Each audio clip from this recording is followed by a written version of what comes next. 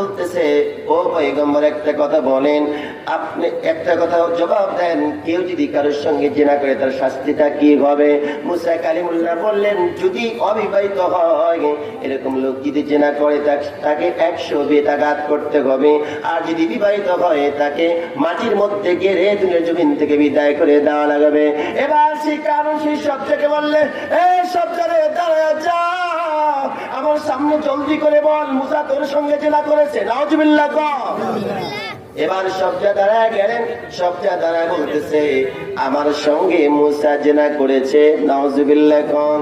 শুধু তাই নয়, মুসার সন্তান আমার পেটের মধ্যে। নাউজুবিল্লাহ কন।